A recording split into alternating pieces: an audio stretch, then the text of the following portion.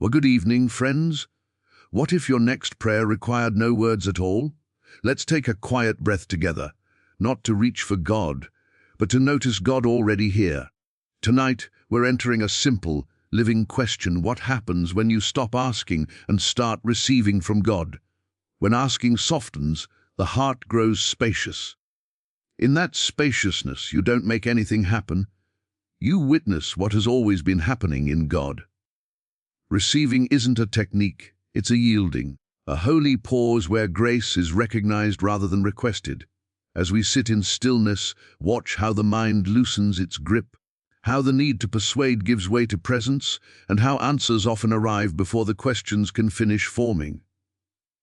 In a moment, we'll listen, not for a sound, but with the inner ear, and let the already given make itself known. If 1 minute of true quiet can carry more than 1,000 prayers, what might 3 minutes do in you tonight?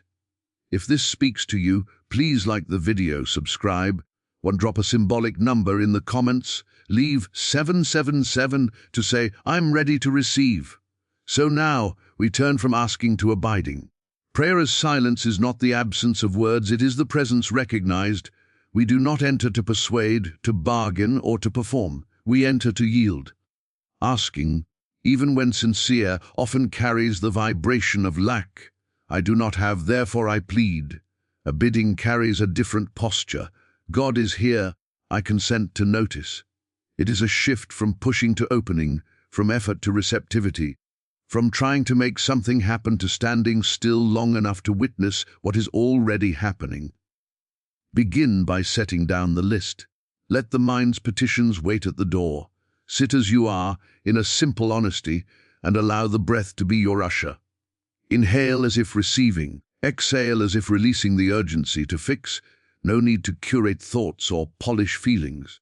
The practice is not to perfect your inner weather. It is to become quietly aware of the sky in which all weather moves. That awareness is silence. It is alive, aware, and prior to every request you could form. Notice how the impulse to ask arises. See if you can meet that impulse with gentleness rather than judgment. Instead of following it into words, allow it to dissolve in the warmth of attention. Often, beneath the request lies a tender fear. Abiding doesn't argue with fear. It soothes it by revealing a presence larger than the concern. You will find that, as the mind's noise settles, the heart recognizes a sufficiency that does not need to be manufactured. This sufficiency isn't an outcome, it is a state of being anchored in the nearness of God. Let your prayer become a listening without object. Not listening for a particular answer, but listening from a deeper center. In this listening, guidance is not extracted, it emerges unhurried. The next right step often rises like a quiet buoyancy, not as a dramatic command. Peace arrives first, a clarity follows, and then activity takes its cue from peace. We do not come to inform God of conditions, we come to be informed by God of reality. In that holy reversal, strain loosens, and what remains is a simple willingness to be led. Return to this silence many times a day, briefly and sincerely. A hand on the heart at a red light, a breath before you enter a difficult room, a pause while washing a dish. These small turnings become a habit of abiding, and abiding matures into a way of life. You will still speak, plan, and act, but the engine beneath them is different, less anxious, more spacious, attuned rather than insistent. If words come, let them be few and transparent. Here, I'm listening. Your way. Not magic formulas, but signals of availability. If no words come, do not force them. Silence is not emptiness to be filled, it is fullness too deep for syllables. Rest your attention in that fullness as you would place a cup beneath a spring. Even if the mind wanders, the spring does not stop. You simply bring the cup back under the flow and allow yourself to be held, and in that holding, asking naturally gives way to abiding. From here, receptivity reveals itself as yielding rather than another project to succeed at. The mind quickly tries to make receiving into a method, a checklist, a way to earn results. But receiving is not an achievement, it is the quiet surrender of the achiever. It is the unclenching of the fist that has been gripping outcomes, the softening of the will that has been trying to manage grace. Yielding does not mean passivity. It means consenting to be moved by a life that is already in motion, allowing guidance to lead rather than dragging guidance behind our own plans. Notice how subtle ambition sneaks into spirituality. If I sit longer, I'll get more peace. If I surrender harder, I'll finally break through. See how those statements turn grace into a wage. Yielding steps out of that contract entirely. It works not by accumulation but by availability. It is more like opening a window than building a ladder. You do not climb to light, you remove what covers the light and let it stream in as it will. In this posture, your part is simple and constant. Be present, be willing, be transparent to what is already true. You can feel yielding in the body. The shoulders drop of themselves, the jaw softens, breath becomes unforced. Even the eyes loosen their grasp on the world. Before a conversation, a decision, an email, place attention in the heart and say inwardly, I'm willing. Not willing to make something happen, but willing to be guided, corrected, surprised. If a surge of control rises, tightness in the chest, urgency in the throat, meet it with a patient exhale. The exhale is a teacher. Let it show you the difference between pushing and allowing. On the inhale, receive the moment as given. On the exhale, release the need to secure it. Yielding frees love to move without your choreography. In a hard conversation, it sounds like listening longer than your rebuttal wants you to. In work, it looks like giving your best attention without wringing the outcome for validation. In prayer, it feels like standing under a waterfall, not to force water into the cup, but to let the flow decide the measure and timing. This is not laziness, it is alignment. Action still comes, often more precisely and more kindly, because it rises from peace rather than from pressure. Think of a sailor who trusts the wind. The sailor does what is his to do. He trims the sail, reads the sky, but he does not manufacture wind. He yields to its direction. Think of a gardener who cannot pull a seed into bloom by effort, but can yield to the laws of growth with water, light, and patience. Think of a musician who honors the rests as much as the notes, knowing the silence makes the music intelligible. Yielding is the rest that allows grace to phrase the melody of your life. At times, yielding will feel like doing nothing, and the mind will protest. This is not enough. That is precisely where trust deepens. Yielding is not inactivity, it is inner non-resistance to the activity of God. You will still speak, decide, create, and respond, but you will do so from an inner spaciousness that does not strain. When impatience or fear insists on haste, let a single, honest breath interrupt the momentum. Place what you think you must have on the altar of this moment and say, I can live without forcing this. And notice how space opens for a gentler next step. From that gentler next step, you begin to witness the already given grace. You are not summoning help. You are noticing help that has been here, quiet as breath.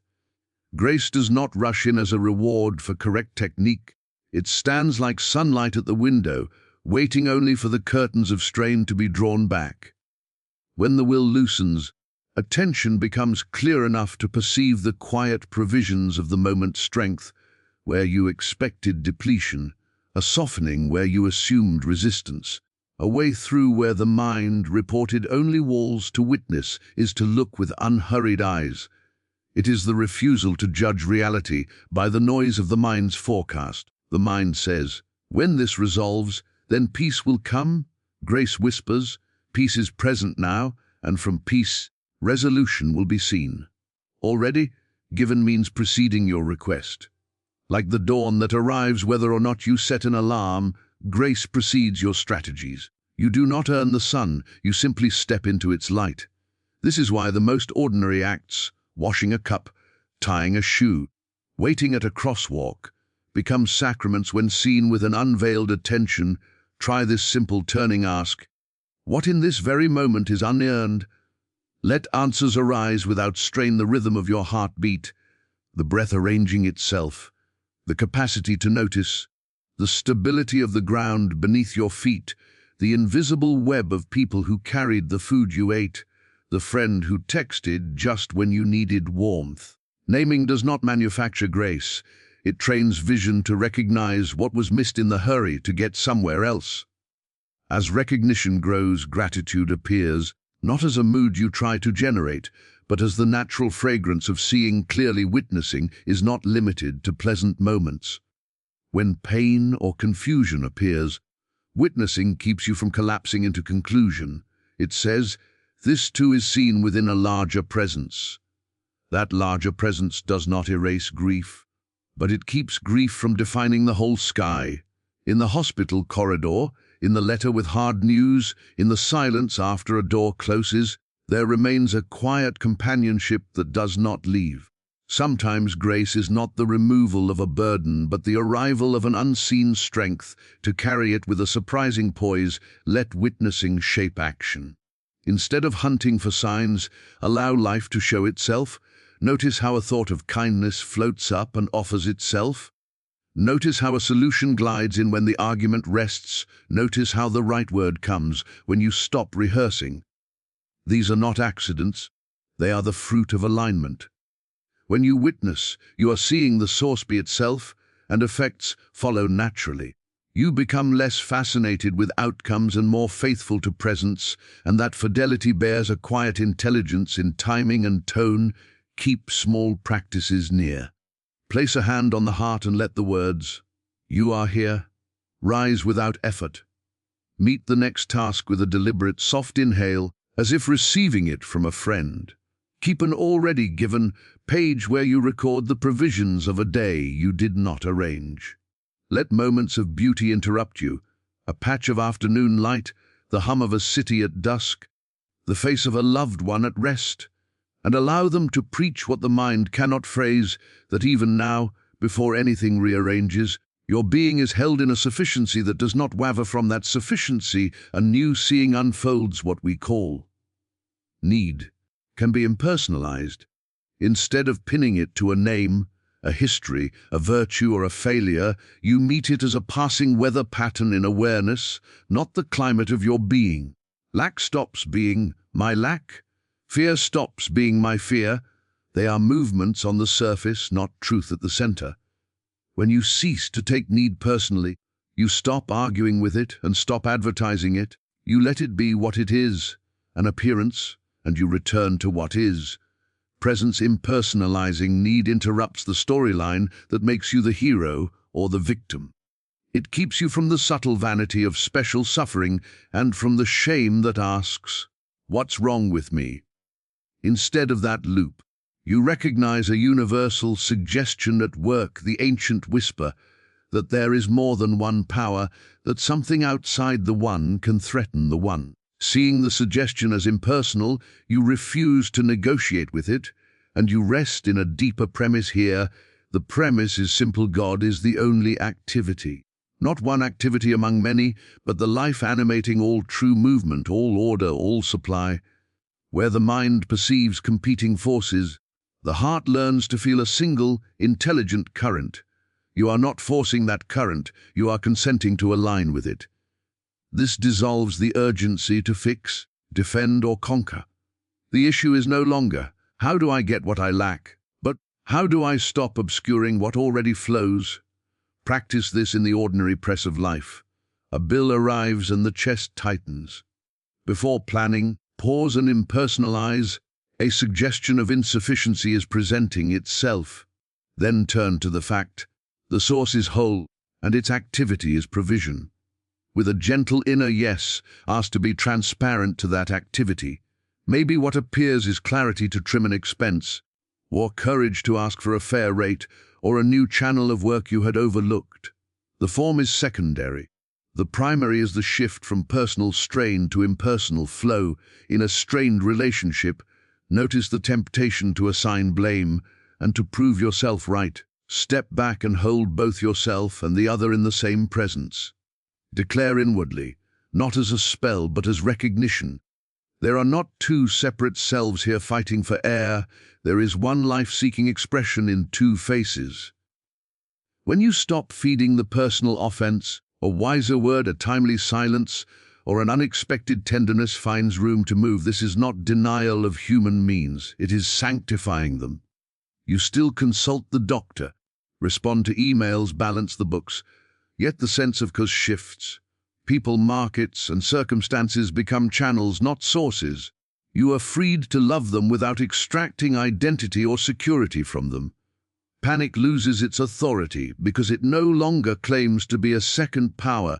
It is seen as noise without law, surfacing in the presence of a law that remains intact. Let your language reflect this inner stance. Instead of "I must make this happen," try "Let the true activity be revealed." Instead of "I need their approval," try "If approval is required for the good, it will come through the proper channel." Write the presenting belief on paper.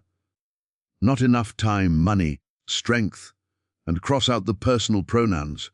Beneath it, write what is eternally operative: life, love, intelligence, and sit until the body feels the difference between pushing and being carried. As the sense of relaxes from manager to transparency, pressure eases.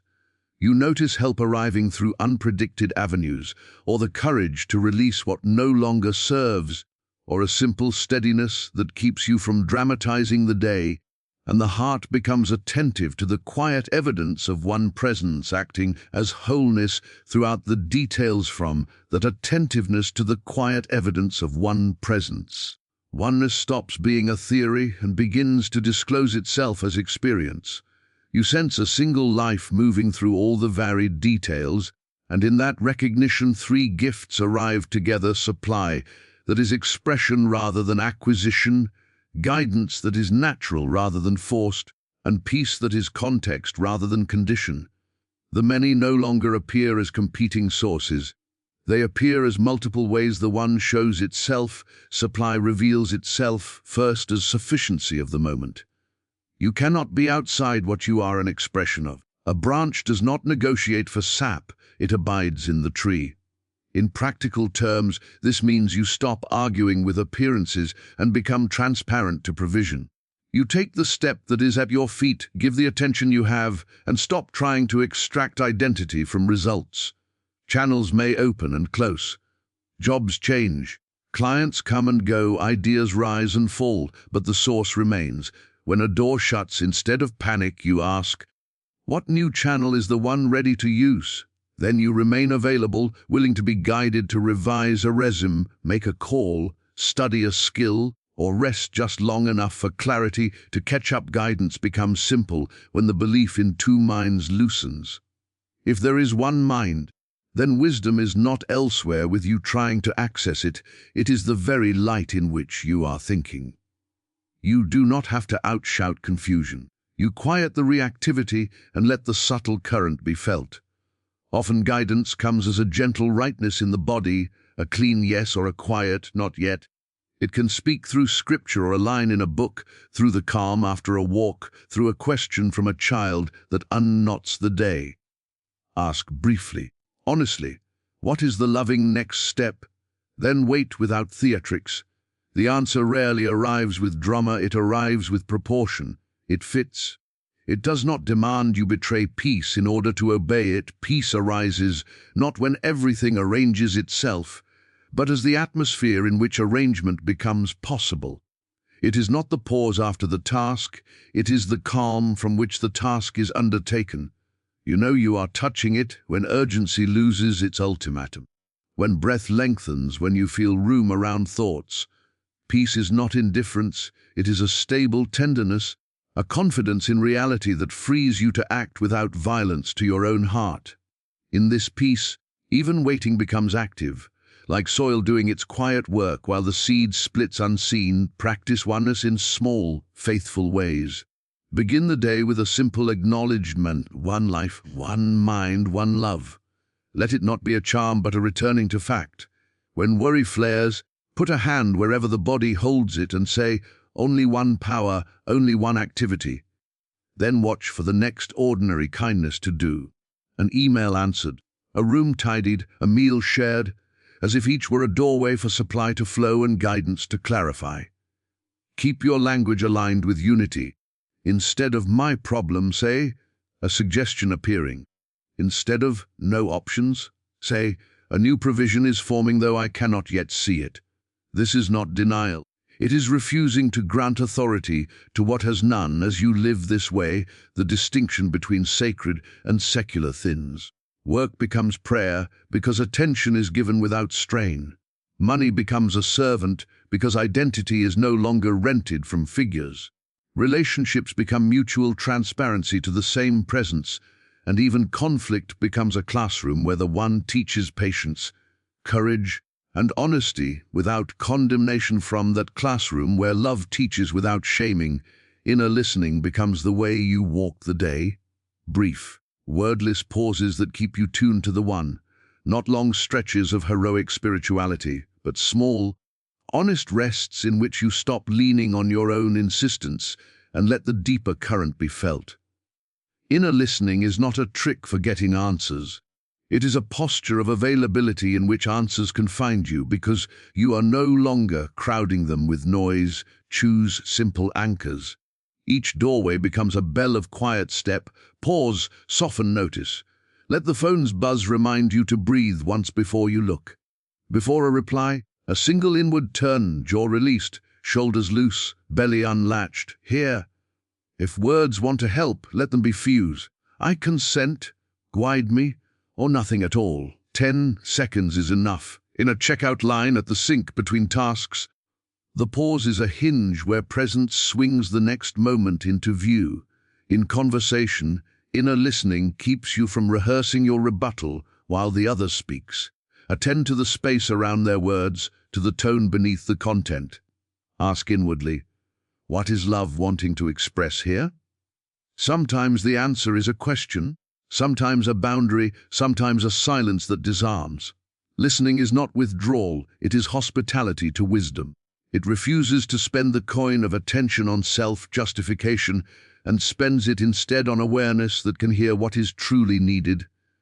When choices present themselves, do not interrogate the future. Sit in the quiet until a rightness gathers, gentle and clean.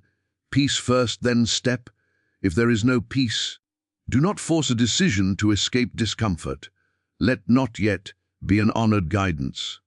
What is yours does not require you to violate the inner stillness to obtain it. Often the path clarifies the moment. After you stop trying to curse it into shape, let the body help you listen. Walk as prayer. Feel the soles meet the earth. Let the gaze widen, breathe, receive, on the inhale and release. On the exhale, stand at a red light as if standing at an altar. Stir a pot as if keeping company with God. These micro-sabaths accumulate into a steadying undercurrent that follows you into louder hours. Give time a gentle structure. Set a chime each hour named. Listen. When it sounds, close the eyes if you can. Take 3 unhurried breaths and ask, what am I pushing? Then resume, not heavier but clearer. If the hour slips by, no self-reproach. The very noticing is a return. Begin and end the day inside a wordless minute. Upon waking, before the phone, feel the breath arrive of itself. Let the night drain. Do nothing to improve God. At day's end, review without self-attack. Where was I carried? Where did I force? Note a single instance in a received journal so the mind learns to recognize provision as ordinary. When fear visits, treat it as weather, not prophecy. Find the tight place in the body, place a hand there, and breathe as if widening space around it. Whisper, only one activity, not as magic, but as remembrance. Let the wave rise and pass without negotiating with its stories. Stay near the quiet center that watches the weather without becoming it. Bring this to work. Before you compose an email, rest the fingers on the keys and wait 1 beat. Let tone be shaped by stillness. Efficiency becomes a fruit, not a master. In teams, open meetings with 30 seconds of shared quiet. Watch how agendas simplify and speech grows precise without becoming harsh. Guard against superstition and perfectionism. The pause is not a lever to pull outcomes. It is a doorway to align with reality. Miss a pause, begin again at once. The reset is always immediate because grace does not keep score. Carry a light phrase you can drop and then let go. One presence, I consent. A finger pointing to silence, and then the finger itself dissolves, so that listening can remain the guide of each ordinary step.